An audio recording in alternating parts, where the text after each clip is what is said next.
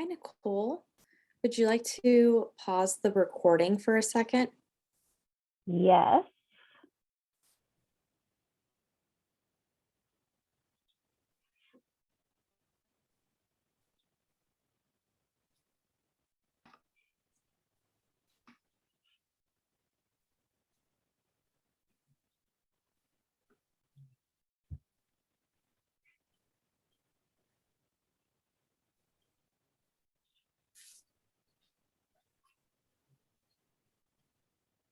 Okay, hello everyone. I think we'll just give it a couple more minutes for people to join the meeting and then we'll get started.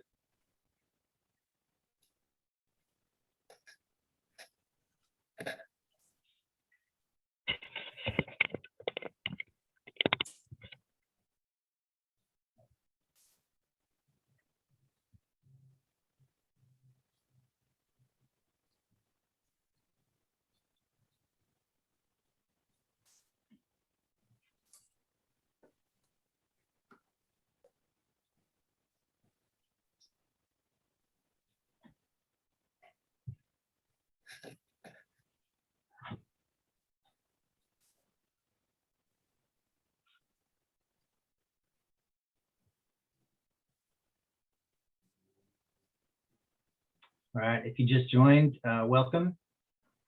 We'll wait one more minute to see if there's more people ready to join.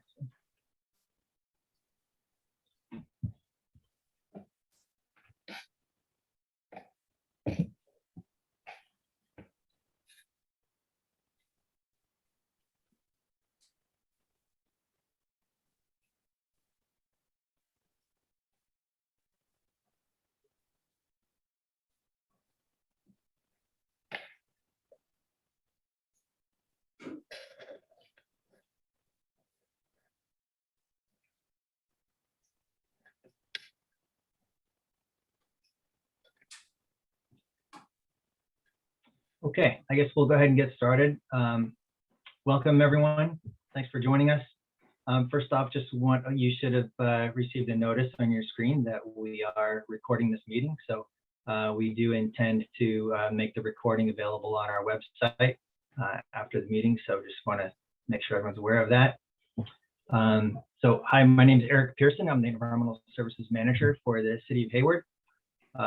We have joining us few of our members of our consultant team. We have Sarah Howland, Kelsey Bennett, and Erica Leonard from Rincon Consultants. And then we have Nicole Grucky, our sustainability specialist with the city, and then also Carolyn Wiseman, our Climate Corps fellow with the City of Hayward. So, and then we are joined also tonight by Council Member Francisco Zumeno. Francisco is a member of our City Council Sustainability Committee. So thanks for joining us. So we've got a presentation that we would like to go through tonight. We're going to just kind of go over some of the basics of what is climate change and what is a climate action plan, and why are we preparing a climate action plan. I will touch on a little bit of background about our existing climate action plan. Then Carolyn's going to talk about our existing greenhouse gas emissions. And then we'll be getting into the forecasted emissions and what we need to do to meet our long-term emissions reduction targets. So, and then we'll be having an interactive exercise. We're going to do a mural board exercise so you can all give us your thoughts on what we should do going forward. And then, so we expect to have this structured part of the meeting wrapped up in about 90 minutes. And then we will stick around if there's people that want to continue to ask questions or have a further discussion. We can do that for a bit longer. So, so I'm going to turn things over to Sarah from Rincon, and she's going to go over some of the procedural parts of the meeting.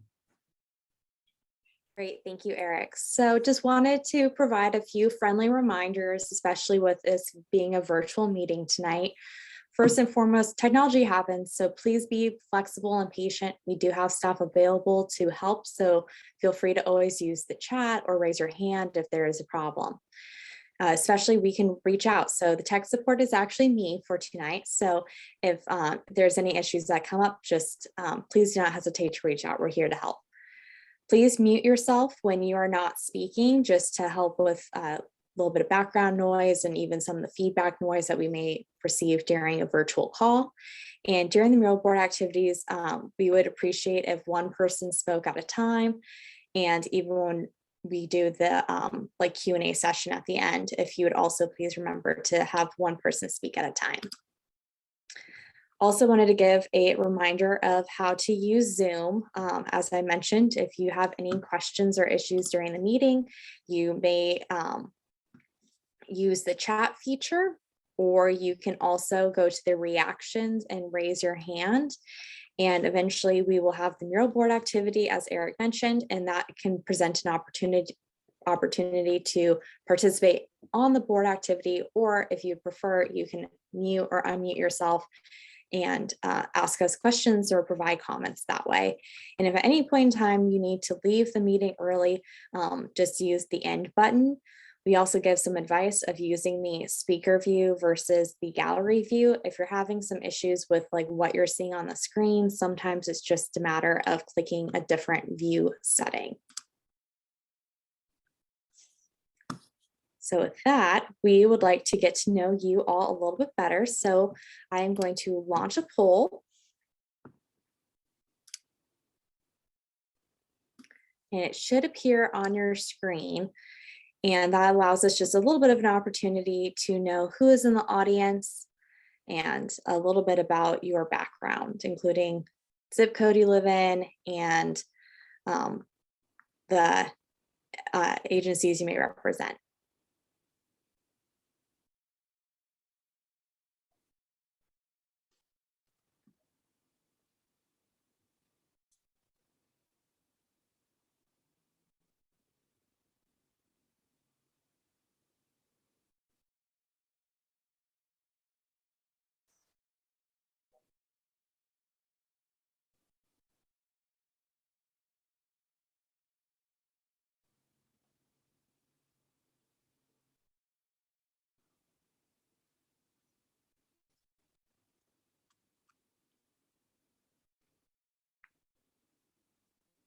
So most attendees have participated in the poll. I'm just going to give it a little bit more time just to see if the last couple for participation, but it looks like most people do live in Hayward, and they are split between a few different zip codes.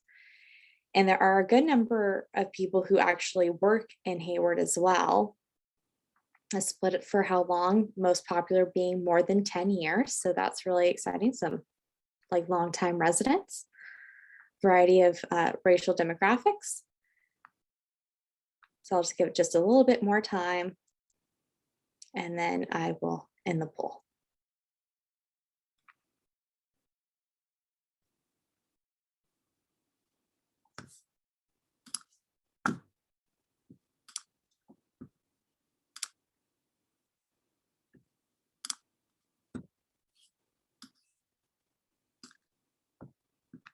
So as you can see, the couple of details that I've already mentioned. So thank you all for participating in our polling question. And I'm going to stop sharing and we will move forward.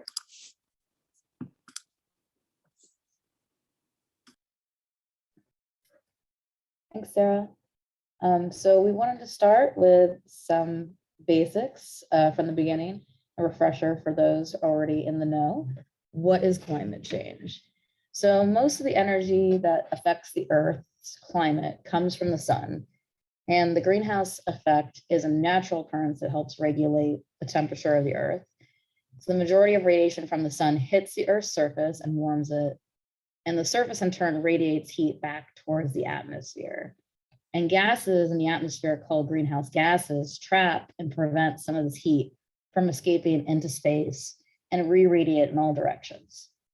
And this process is essential to support life on Earth because it warms the planet by about 60 degrees Fahrenheit or 15.5 degrees Celsius. Emissions from human activities such as fuel combustion since the beginning of the Industrial Revolution, starting about 270 years ago, have been adding to the natural greenhouse effect by resulting in increased gases in the atmosphere that trap heat.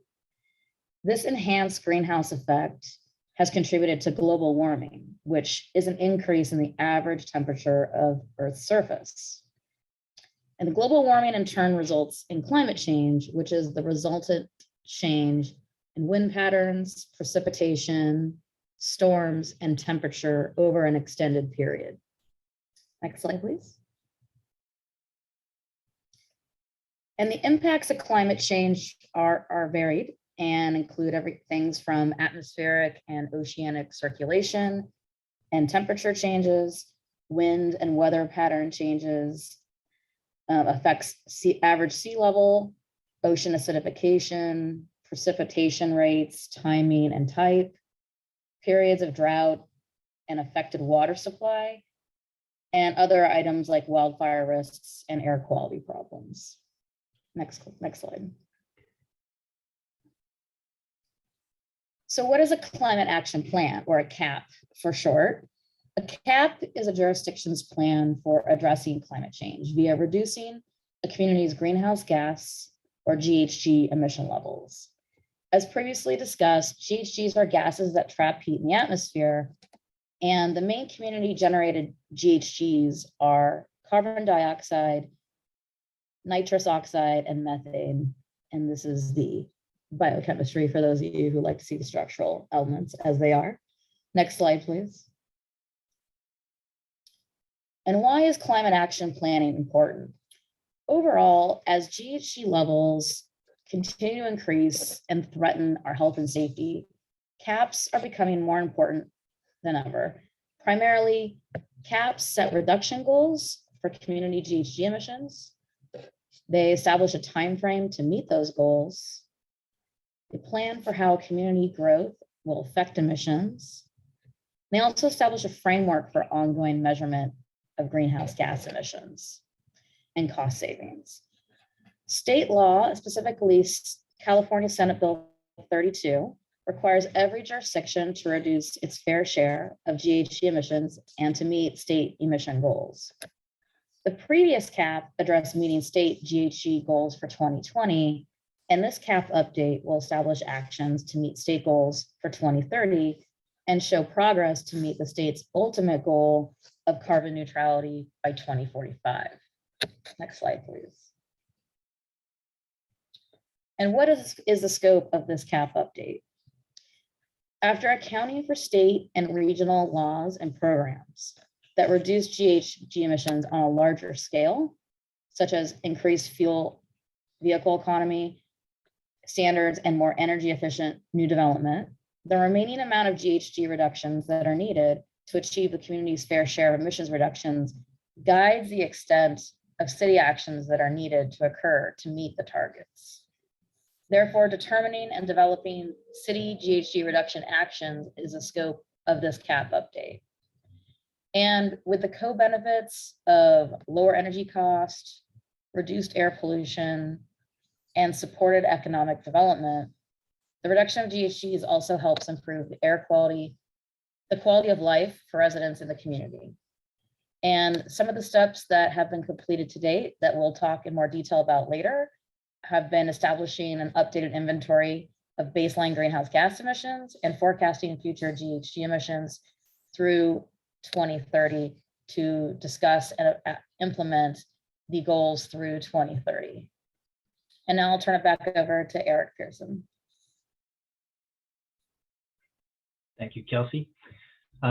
So yeah, Hayward's first climate action plan was adopted in 2009. Hayward was one of the first cities in the area to adopt a climate action plan. In 2014, we did a comprehensive general plan update. And so at that time, we incorporated the climate action plan into the general plan to give the CAP more weight, also to make sure that we had consistency across the different chapters in the general plan. But at that time, we also updated some of the policies and programs. So that the 2014 CAP identified the actions that we need to meet our 2020 greenhouse gas emission target.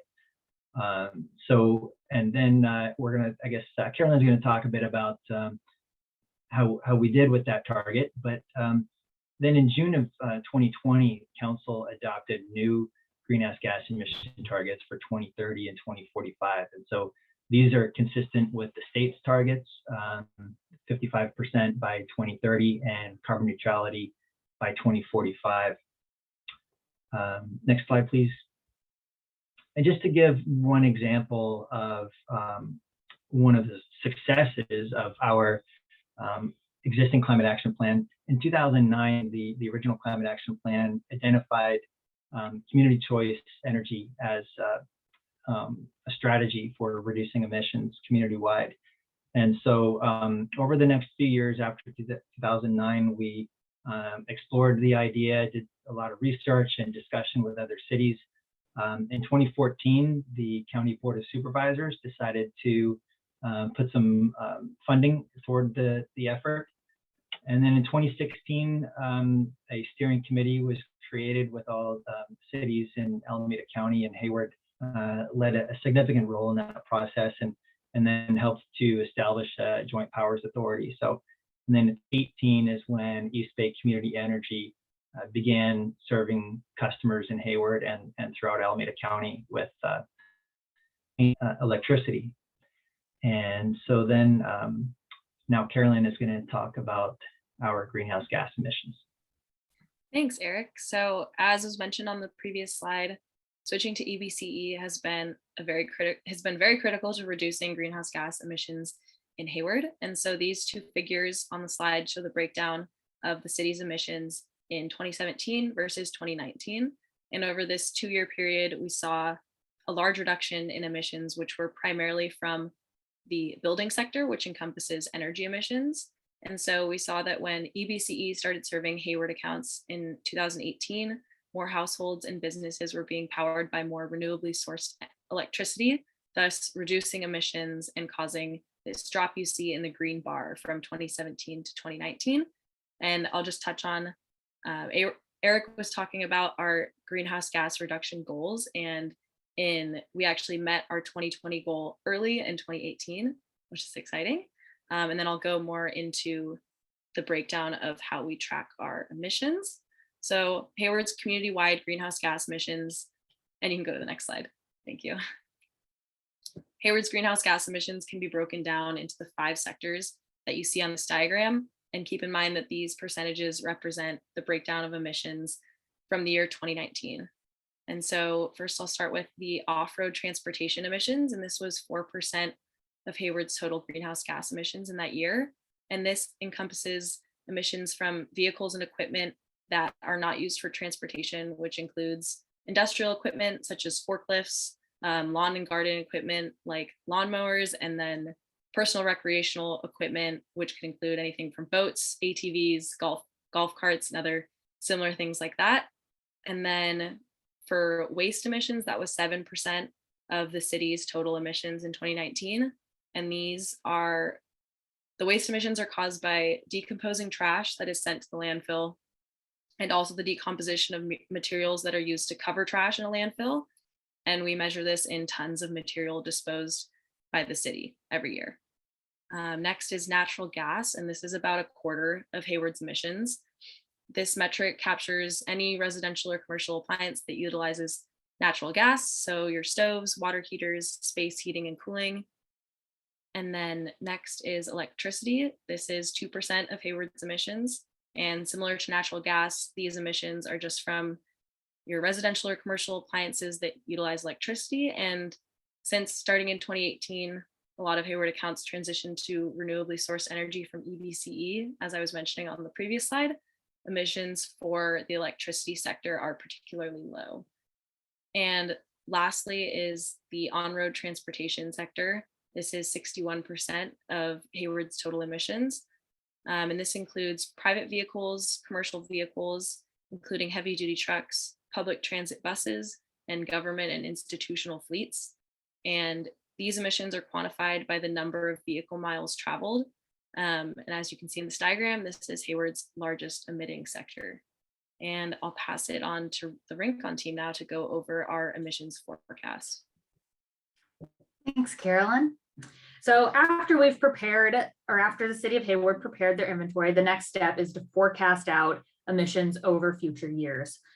We prepared 2 different forecasts. The first is our business as usual forecast. This is essentially looking at emissions in the future if no activities that are generating emissions were to change, and they'll continue to generate emissions at the same rate, but accounting for the fact that there is going to be growth in the future. Our second forecast that we do is called the legislative adjusted forecast. This forecasts emissions taking into account the state legislative changes that will cause reduction in emissions in the future. These are essentially the emissions that the state will be handling and that without Hayward doing any change. And so some of these legislative measures that are included are things like Senate Bill 100, which is reducing electricity emission factors from retail providers. Title 24, which is increasing building efficiency requirements for all new buildings, as well as a number of transportation legislation, which is reducing emissions from vehicles, increasing the amount of electric vehicles on the road, things like the innovative clean transit, which is increasing the amount of zero emission transit vehicles. And all of that is just to show that when you take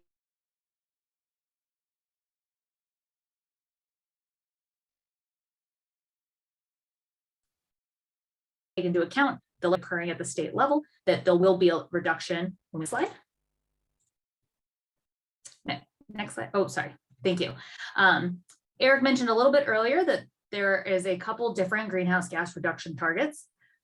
The first being set at 20% below 2005 levels by 2020, and then 30% below 2005 levels by 2025, and 55% below 2005 levels by 2030, and finally to carbon neutrality by 2045.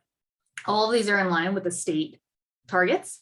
And the city set these based off of 2005, which is in design about 15% higher than the 1990 levels, which is how the state targets are set. So by setting up our targets and comparing those to our forecasts, we can see what is the amount of emissions that the city would be responsible for reducing through their own local actions. I think we have an animation here. If you press the next slide. Perfect. So the difference between that legislative adjusted forecast that already takes into account the state legislation down to the targets that are set by the city is the amount of reductions that through local actions the City of Hayward would be aiming to meet. Next slide, please. So how do we reduce our greenhouse gas emissions? There are a number of different strategies that can be used. This is just an example of some, but in general, the best way to go about reducing emissions and developing a strategy is to start with what is the largest contributing source. Because the City of Hayward has already achieved having a majority of their electricity coming from renewable sources, that is not as large of an impact as it would be for a city that is not receiving their electricity from a source that's 100% carbon free. As Carolyn mentioned, the largest emitting sector in the City of Hayward is the on-road transportation sector. So you'll notice that the first main target would likely be to reduce BMT or to target those emissions from the on-road sector. And then working your way into the next largest sector, which is natural gas. So working on electrifying your existing buildings or reducing natural gas being used there, and so on and so forth until you're left with the last amount of emissions, where you generally target that with working on measures that look at reducing waste or water consumption, as well as incorporating carbon sequestration. And with that, I will pass it on to the next person. Great, thank you, Erica. So we're going to start by having a few more polling questions. So I've just launched that poll, and the intention is to have more of the community perspective of what are your main concerns, what are some opportunities for reducing greenhouse gas emissions. We've obviously presented a lot of information to you, so we're trying to grasp some viewer perspective on current conditions and future opportunities. So I've launched this poll and just will give you some time to participate in it, and then we will move forward with the mural board activities. So once we receive some results, I will finish up with that and we'll explain the mural board activity.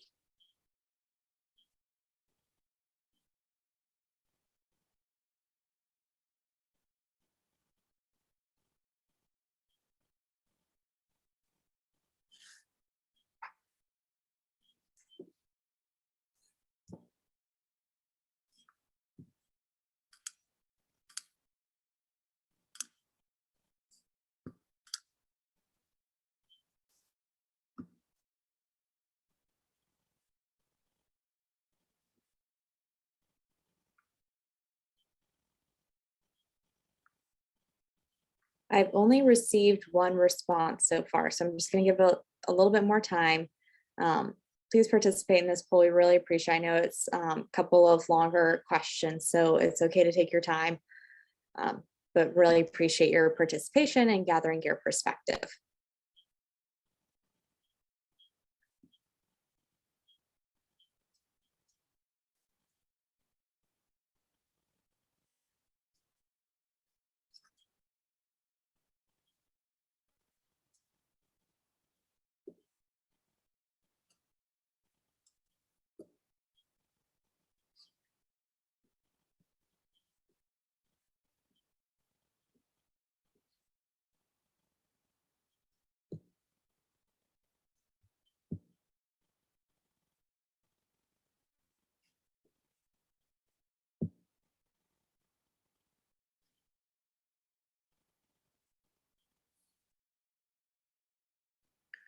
Great. So now that most all of you have participated, we can see some of the results. Just going to give it just a little bit more time before I close and show the results.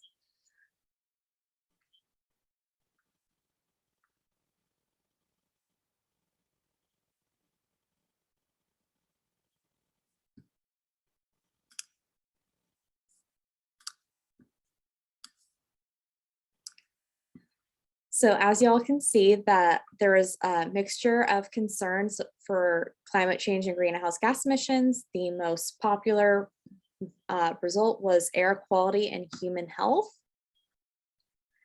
In terms of GHG emission sources that the city is most responsible for reducing, the #1 response was transportation, followed by commercial building energy.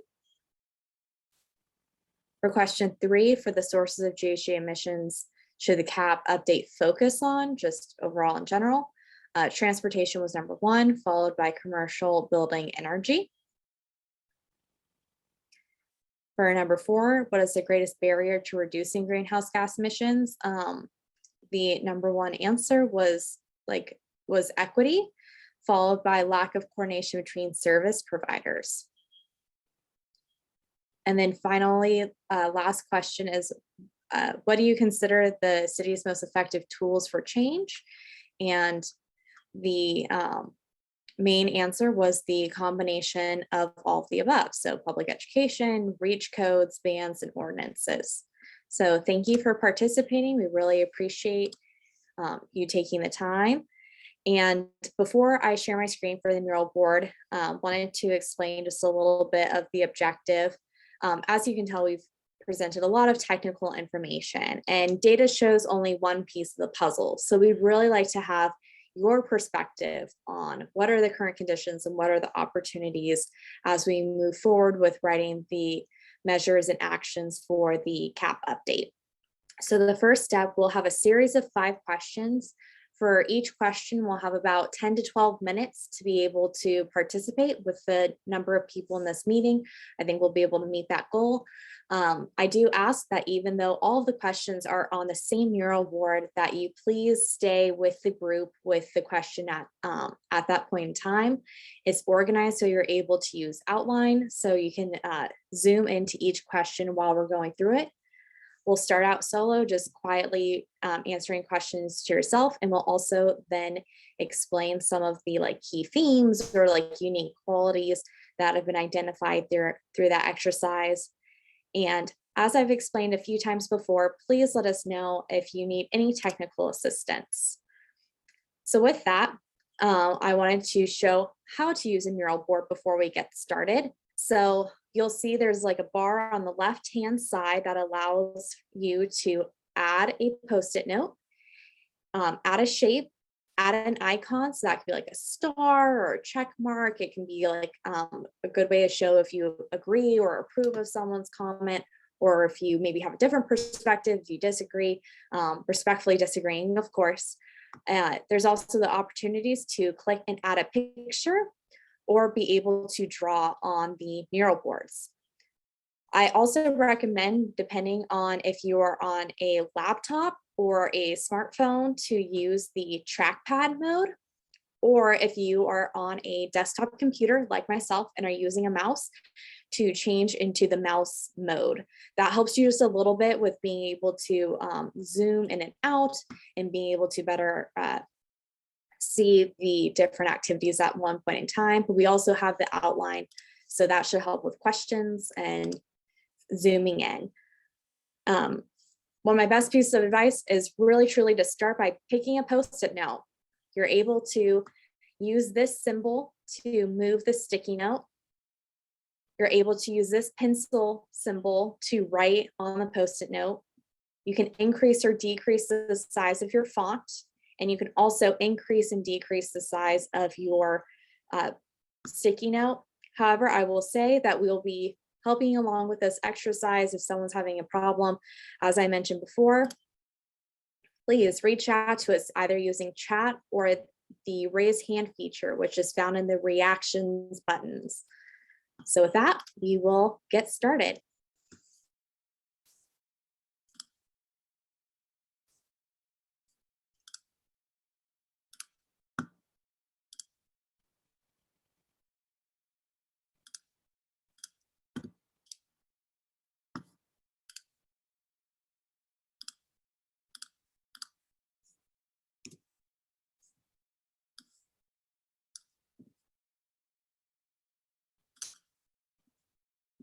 So I have shared a link in the chat to be able to access this mural board activity.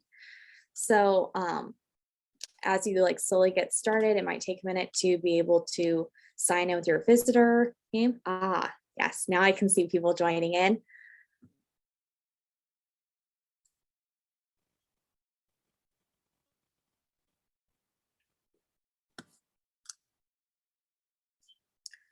So as I mentioned, there is this outline feature.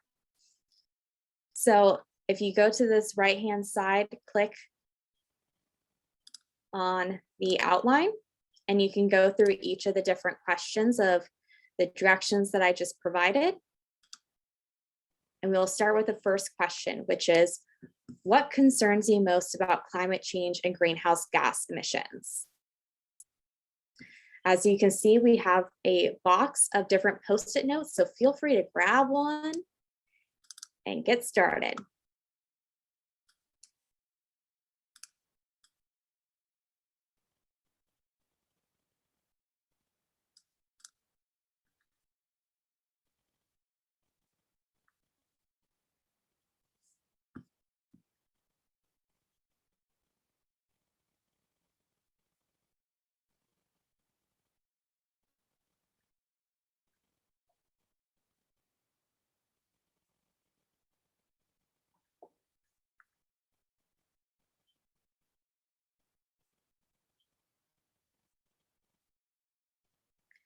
So we did receive one question of where does public transportation fit into reducing greenhouse gas emissions? So I would let one of the presenters explain in the GHG emissions categories, where does public transportation fit? I'm happy to jump in. Public transportation fits within the on-road transportation category.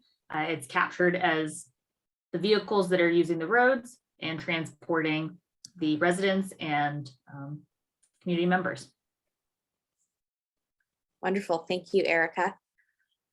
I received a comment that for many of the polling questions, you may have wanted to identify more than one answer. We completely understand, and that's why we're trying to have kind of the choosing one, trying to choose a priority. However, during these mural board activities, like explain more of your answers, explain more of your concerns or potential opportunities. This is where it opens it up a little bit more beyond the polling questions.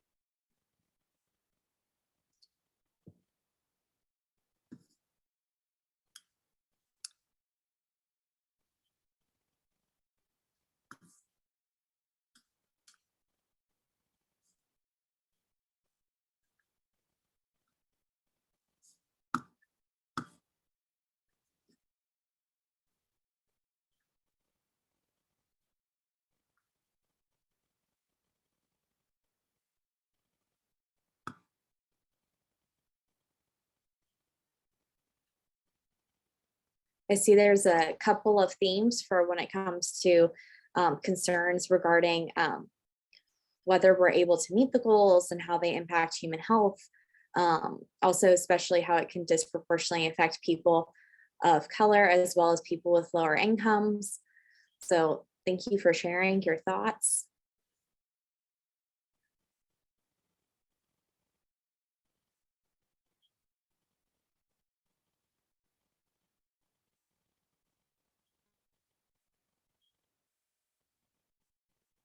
Interesting point of in question about how will citizens adapt to the imminent changes to come. It'll be including measures that the city can help lead and set by example. So being able to understand from a municipal perspective as well as the community perspective for reducing greenhouse gas emissions.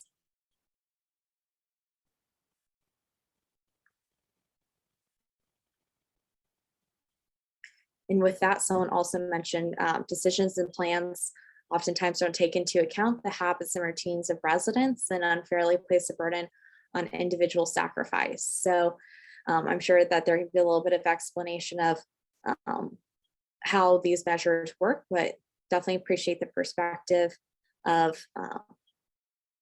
concerns regarding the impacts of climate change as well as the impacts of a cap in itself.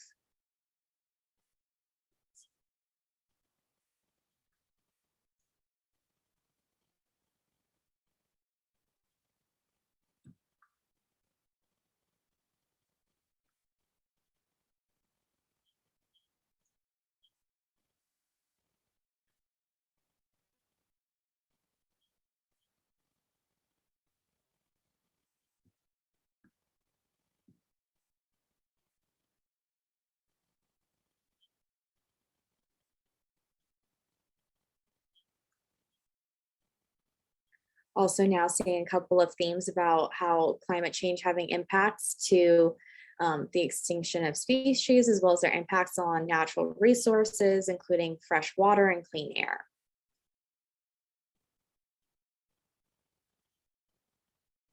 Interesting point about uncertainty of how it will affect long-term stability, where to live, family planning, etc. Very interesting point.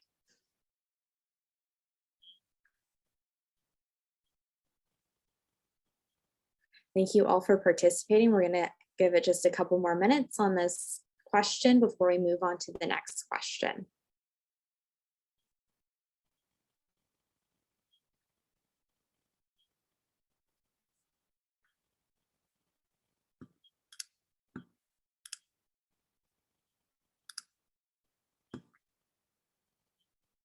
wonderful job, everyone participating in the mural board. I'm not seeing any hands raised or any chats for any questions. But if you are having any technical difficulties, mural board isn't always naturally the most public friendly venue.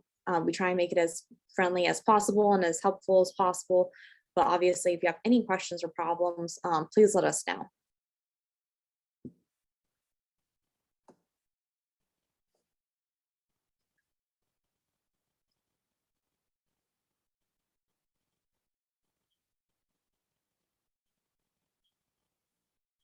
I think it will also be interesting to see some of your questions as we move forward and have a question on equity.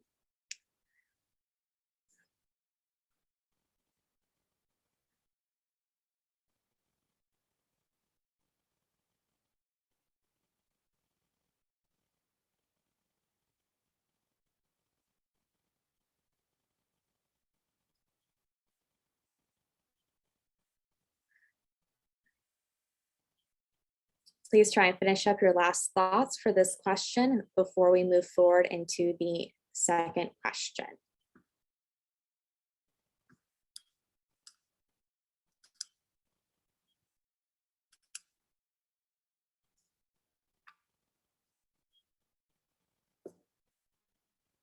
All right, now we're going to move on to the next question. So as I mentioned earlier, please use the outline to click on question number 2, please. The second question is, what do you believe are potential opportunities to reduce greenhouse gas emissions in Hayward?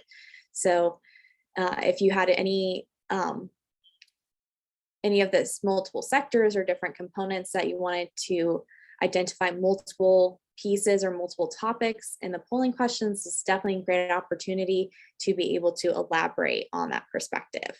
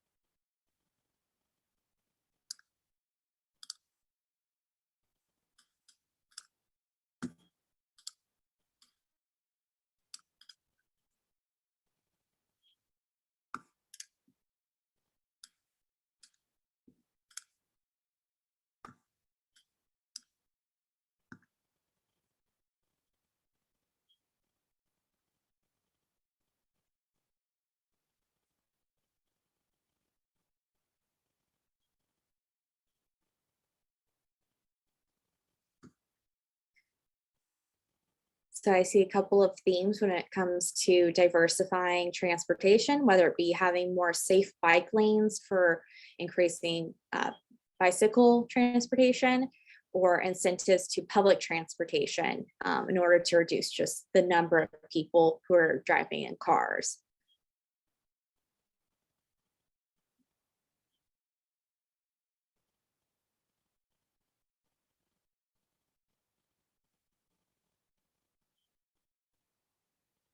Definitely appreciate seeing a lot of themes about transportation, since that's obviously the largest emission source in the city of Hayward. So thank you all for taking that into consideration. Really appreciate that.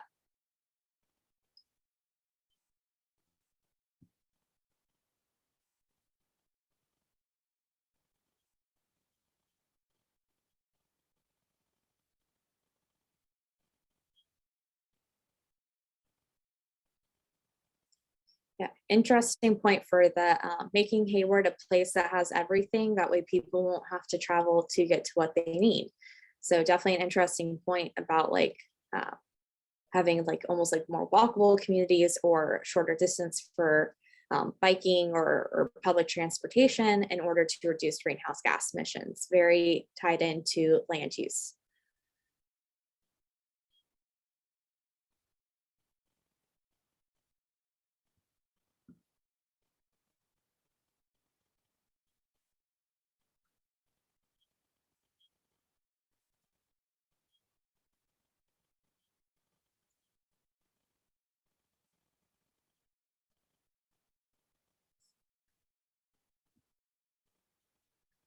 also see an option for compost recycling and as an option in order to help with reducing the greenhouse gas emissions related to waste.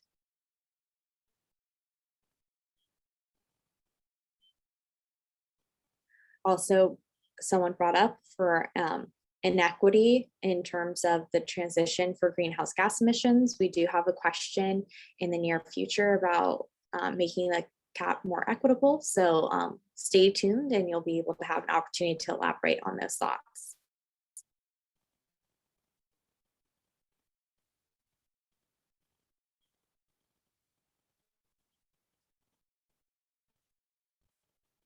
Once again, great job with participating. I'm not seeing any chats or questions or anyone raising their hands. So if you need anything, let us know, but looks like you're all managing this very well. So thank you for your time and participation.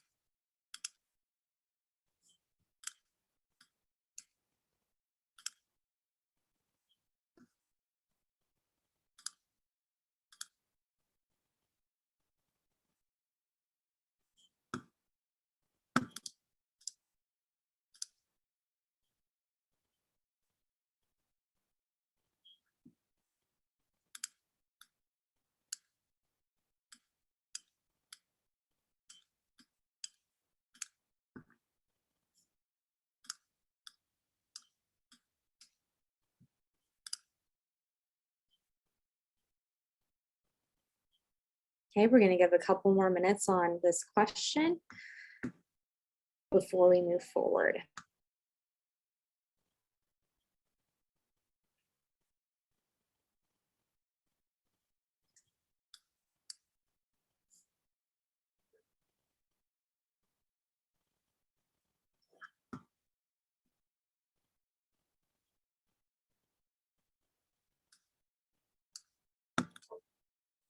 We appreciate that someone said about holistic approaches. The greenhouse gas reduction should also align with creating healthier, safer, and more resilient communities to live. So thank you for that perspective. And also it's should be noted that this CAP update is part of an effort as including the housing element update, the environmental justice element update, as well as the safety element update. So there are multiple things going on as part of this planning process.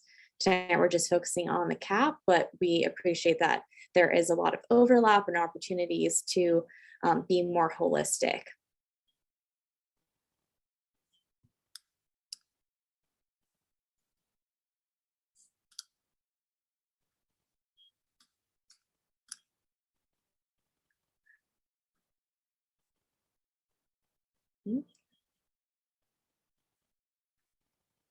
All right, if you want to finish your last thoughts before we move on to question number 3.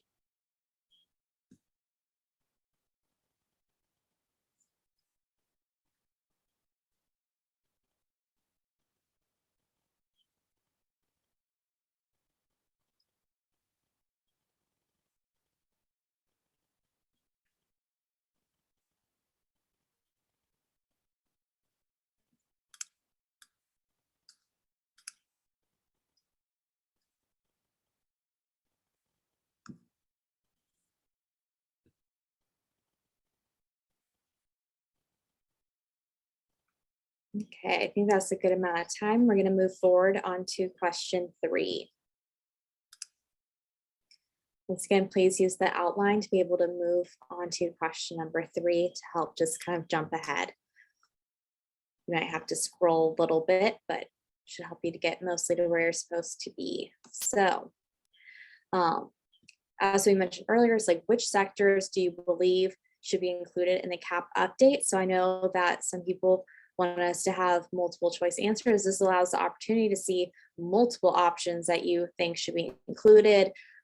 If you want to prioritize, including only your top 2 or 3 priorities, you can, or if you just want to show your support for different items. There is a box of dots on the side to be able to vote. I'll be keeping track of those. So if anyone has, if we run out of any polling question, apologies, having a little bit of an issue with sharing my screen.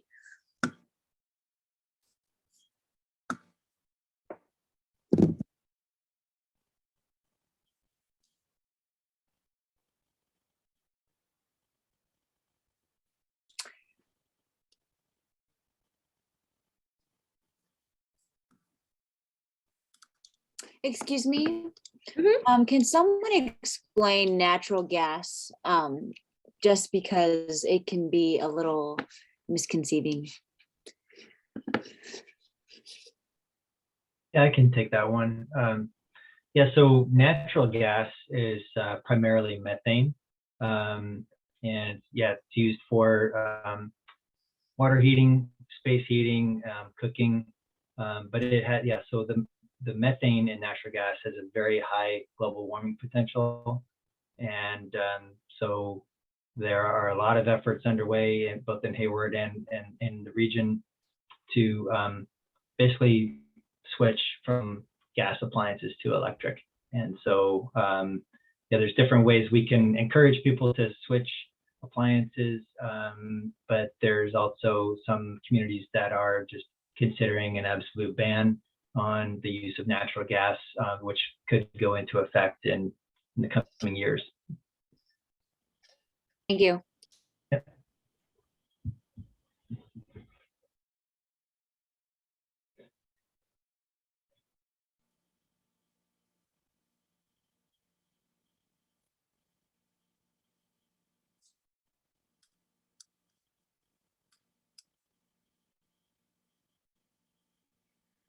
I will ask that if you are writing Post-it notes on any of the voting, that you please be conscious of where they are located. If you have them locked over voting, you can't see the votes. So I appreciate it. Thank you very much. Maybe move it over to the more of the right-hand side, and we can leave the votes to more of the left-hand side.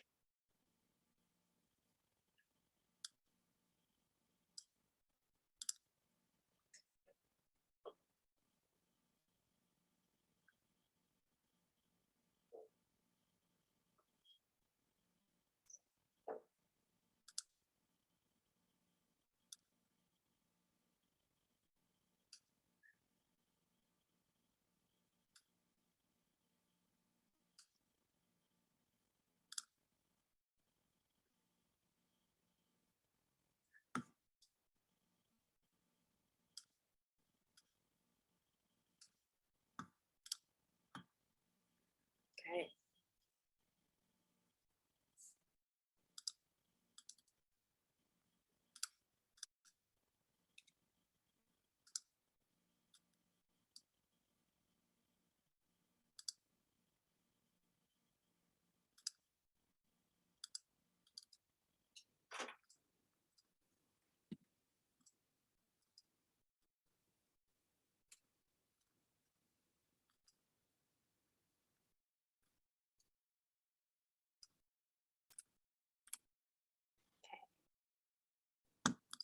Right, there are a few of the votes that have no color to them, so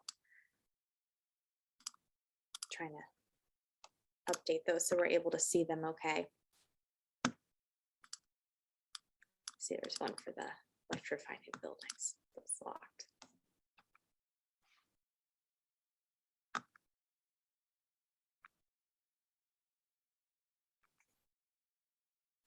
So see a lot of popularity in increasing public transit access, electrifying existing buildings, and electrifying new buildings, as well as increasing the tree count. Obviously, there are votes in all categories, but those seem to be the most popular at the moment.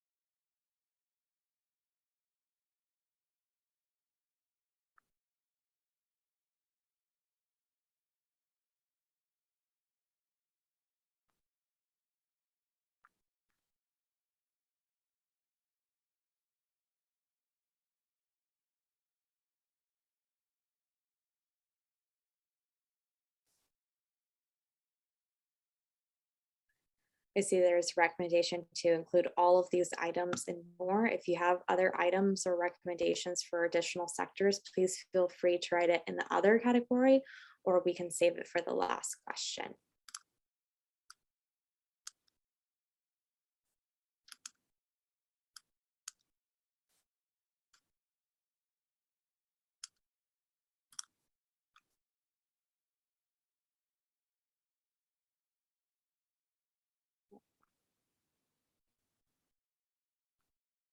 All right, so it looks like activity is kind of slowing down a little bit. So I'll just give it one more moment just to kind of collect your final thoughts before we move on to the next question.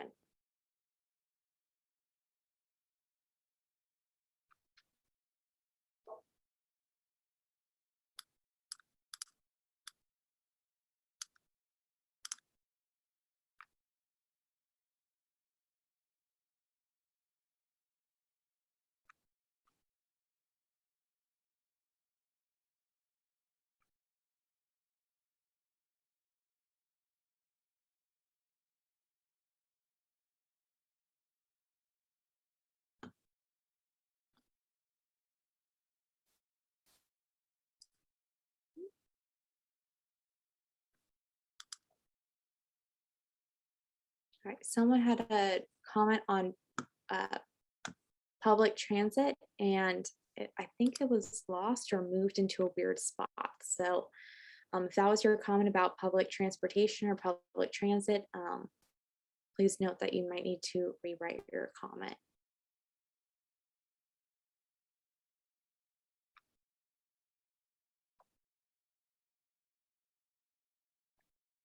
Otherwise, I think now that things are slowing down, we can move on to the next question, question number 4. So please use outline and move to question number 4. Including, do you have any recommendations to make the CAP update more equitable?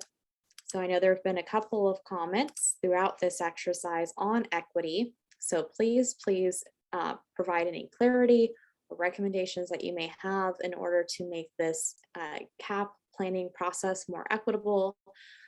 It's really important that all of these measures can be implemented for the long term, especially to be able to meet these greenhouse gas emission reduction targets.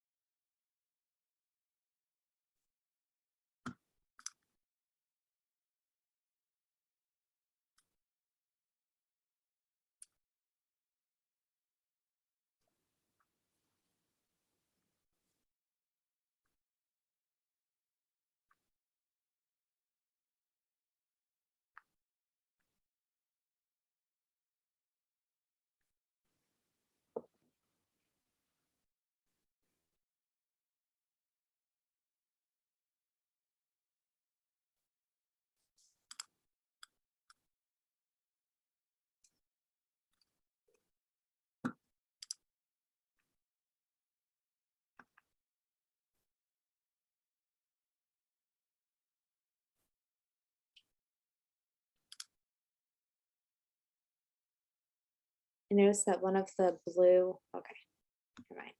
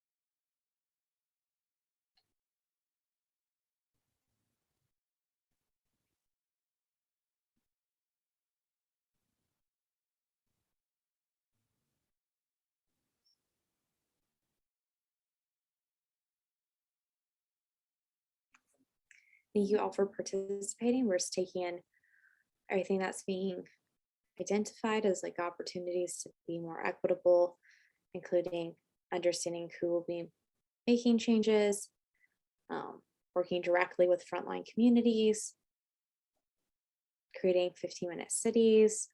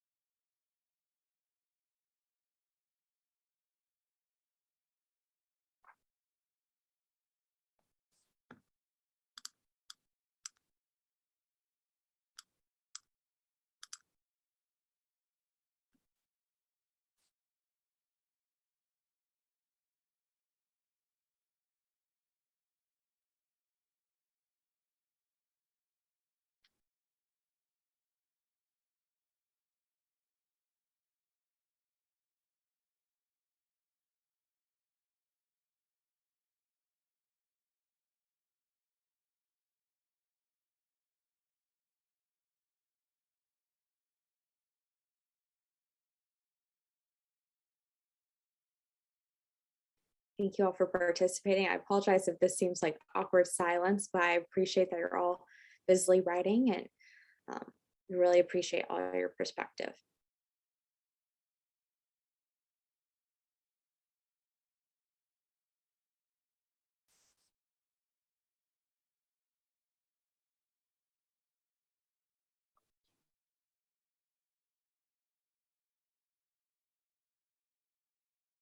Interesting point for kind of connecting the dots between 15-minute cities and how it connects with housing, which, as I mentioned earlier, we are updating the housing element for the city of Hayward as part of the state requirements at this time. And so seeing the connection between having a range of housing options to meet different income levels in order to reduce commuting times, which would impact greenhouse gas emissions directly. So appreciate the closing the loop for the perspective there.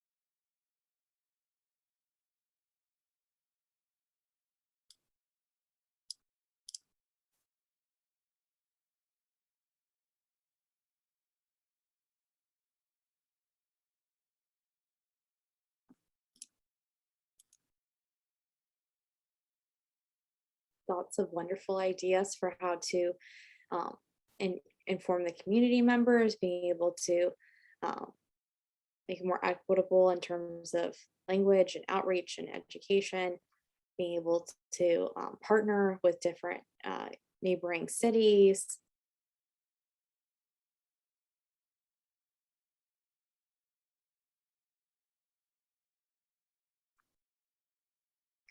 Also, for all of the recommendations of involving the impacted communities for helping to participate in this process. If you are a representative of an organization who does work with impacted communities, frontline communities, we would really appreciate if you would be able to share our website information.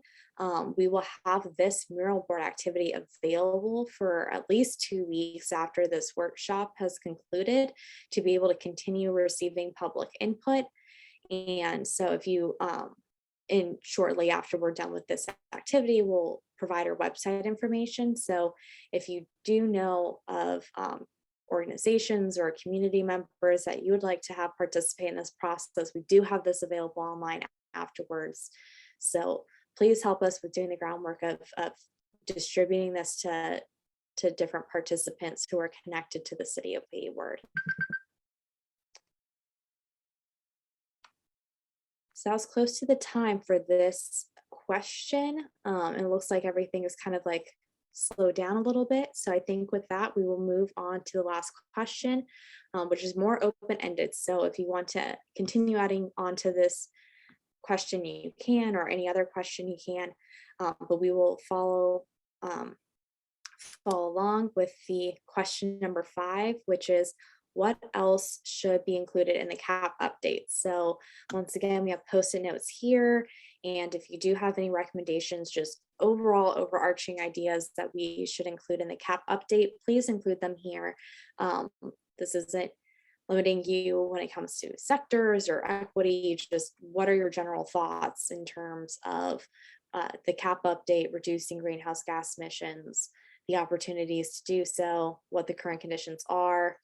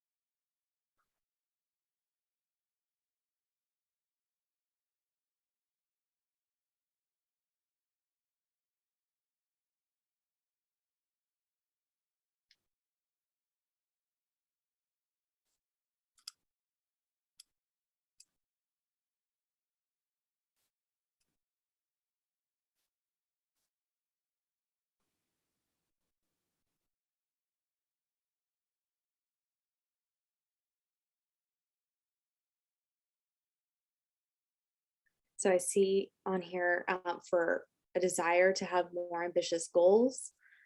I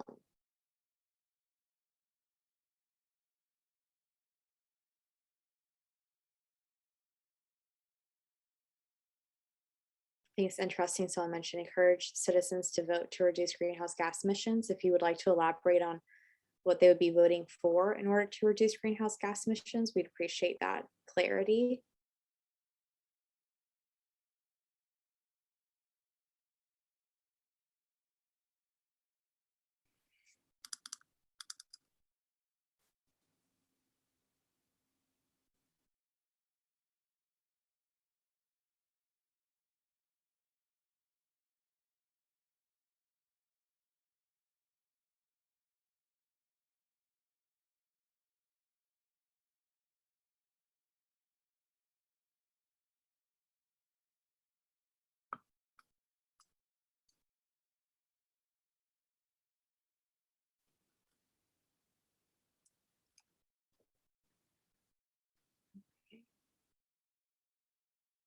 Awesome. Someone's using a picture for the, like, I think it's the first or second picture in this exercise. So thank you. I appreciate that you're all being very creative with the mural board activity.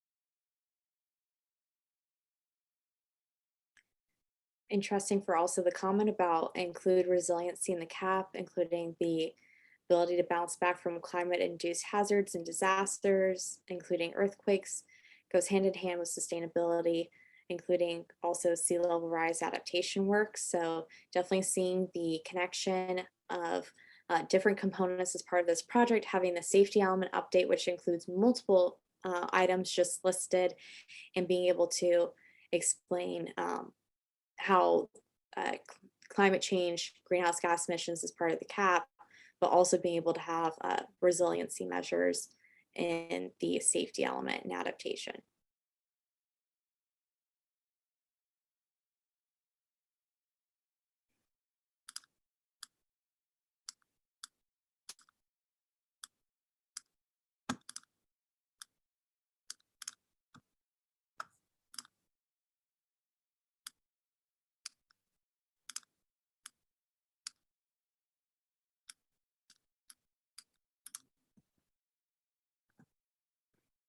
Lots of wonderful comments. We're gonna have a few more minutes to finish up this activity. As I mentioned, this will eventually be available on the website, hopefully tomorrow morning. That is the goal. Being able to collect and organize all of these answers from tonight, and then be able to have it available on the website. And once we conclude this activity, we'll go back and just explain some sort of next steps, as well as how to stay in touch, including the website information. So thank you all for participating, taking the time. We really appreciate all this perspective. And if you hold on with us just a little bit longer, we are moving on to the next steps.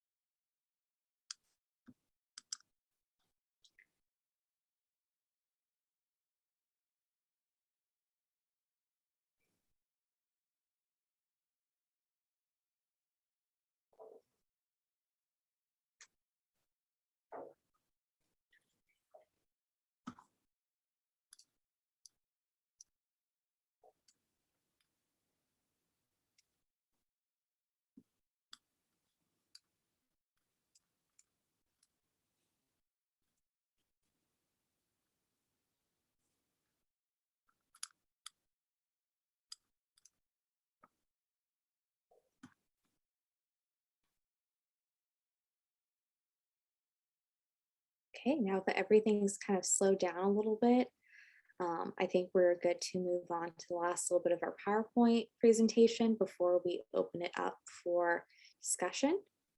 If anyone has any final questions or thoughts. So with that,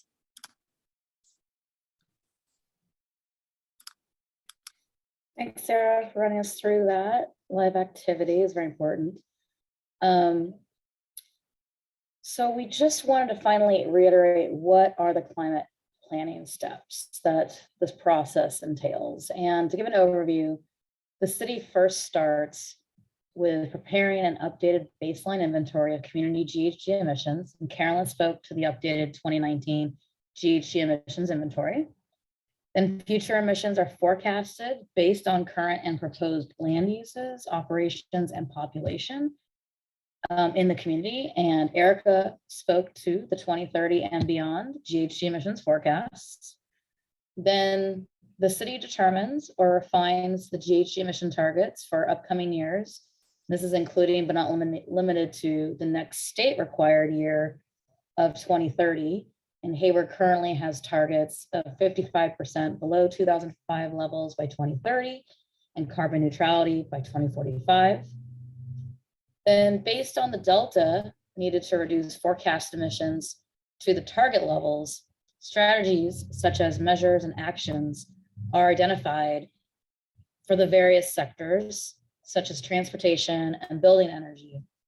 And this measures and actions development step is where the city currently is in the CAP update development process. Subsequently, funding and partnerships are identified, and the measures and actions are implemented in terms of the determined sectors and timelines.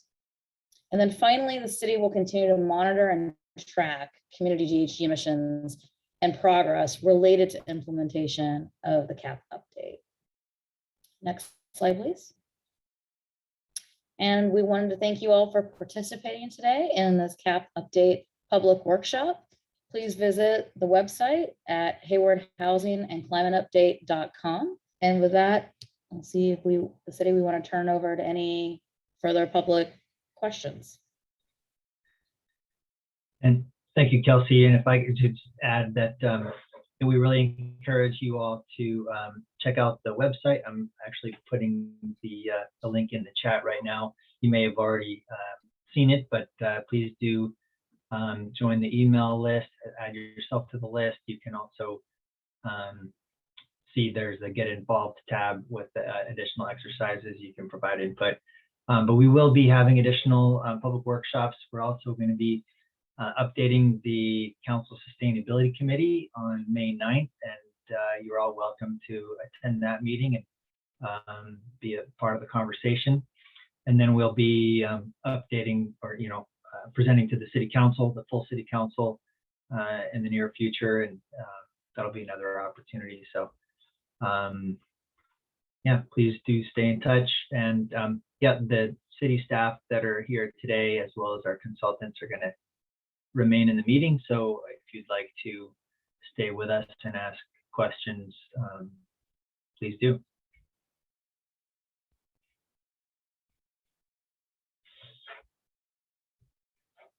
Thank you all for coming tonight.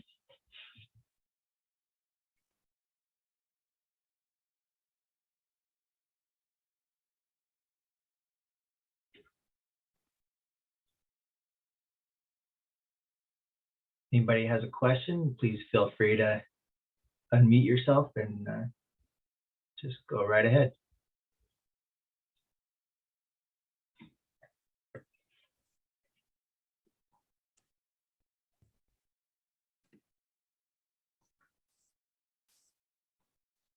In the chat, there's not a selection for all. It's all individual people. Oh, you can't send a chat to everyone? Yeah, it's just individual people. Okay, if you would like to send a chat to Sarah Howland, I can read your comment out loud or you can say it now as you are unmuted, either way. Well, I'm a teacher at Tennyson High School, and I just really believe that this next generation of students need to be intimately involved in this process, because they're the ones that are going to be inheriting the problem. So I hope that you will involve HUSD.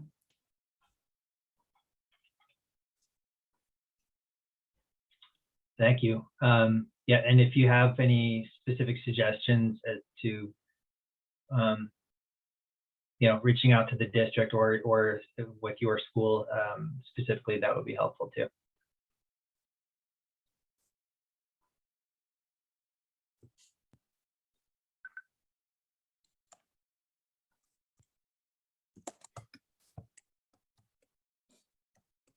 And Karen, I know we can reach out offline as well, because I think you had a student winner in the poster and writing contest. So I know you've been working on a big project with your class. So I can touch base with you offline as well.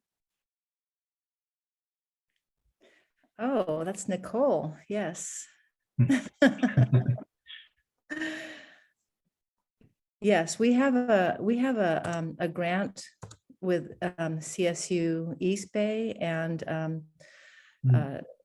Cesar Chavez Middle School, where we are trying to educate the students and the faculty and create a better mindset for everyone, so they understand that climate change is happening, what's causing it, and what are the solutions. What do people need to do? So we're really trying to support an activism sort of a mindset at the high school level and the middle school level for these two schools. And then we're hoping that it's going to spread, but we want to really work with City of Hayward on this.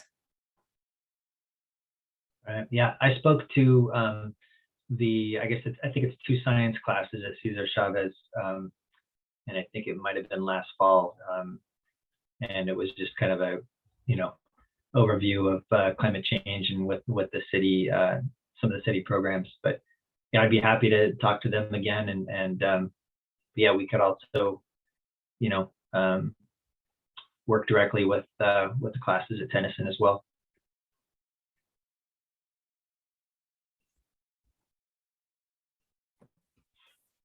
And I I'm really, also, sorry, I'm just gonna, I got a message from Council Member Zerminio asking about any green clubs in HUSD schools. I don't know, Karen, you might know better.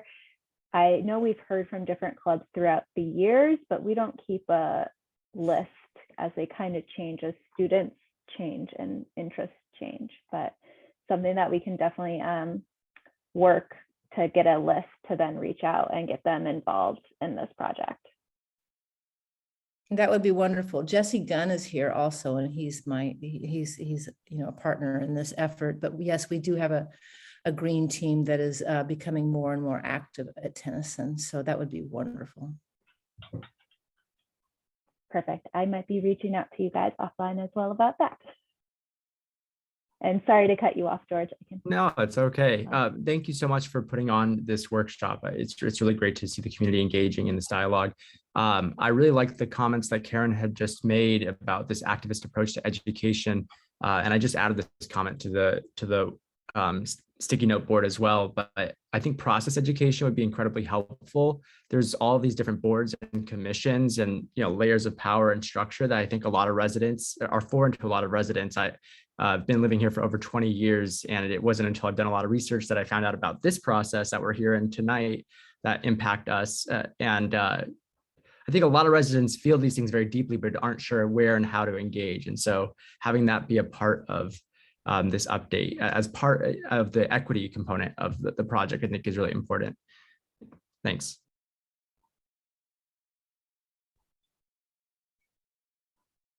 Yeah, I also wanted to add, building off of the successes that the city has seen in recent times with different programs that they've done. One example I can think of is the amount of outreach that was done during the People's Budget Project, where they actually had staff members visit different parks and high traffic areas to talk to people. That had such a huge amount of involvement from the community. And I would love to see that sort of thing happen here with CAP as well. And it could be through the schools. So as Karen was mentioning, at Tennyson, we have the green team, which is students that are really passionate about this sort of thing. They want to see change, but they don't know how to do it. And so I think just kind of educating students on how that can happen, but just the community in general, and just kind of getting the feedback. The other recurring thing that comes up a lot as we research this is that how much natural protection the earth has for regulating its own climate, which, you know, we may not need a new technology for this. We may just need to let nature take over and provide these open spaces with trees, with natural environment, and maybe perhaps some less expansion into our protected areas.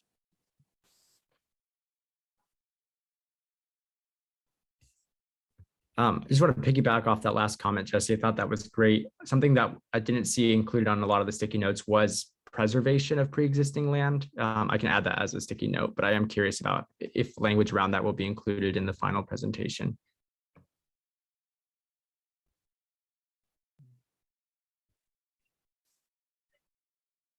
I think we don't know, not to say we don't know yet, but this is the early stages. So this is why we're doing outreach at this stage, because nothing's been set in stone. So that's comments like that are super helpful, so we can make sure to incorporate, look at what different policies, programs we could potentially implement to address those concerns.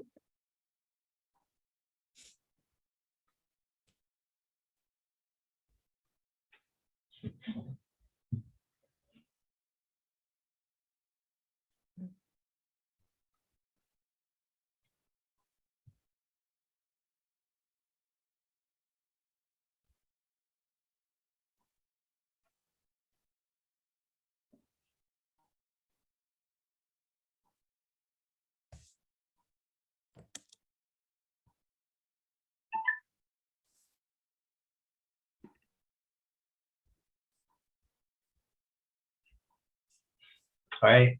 Any last comments?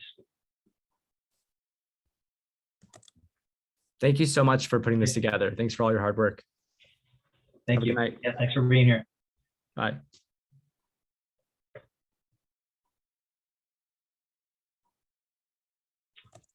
All right, then I guess we'll wrap it up. Thank you again for being here and contributing.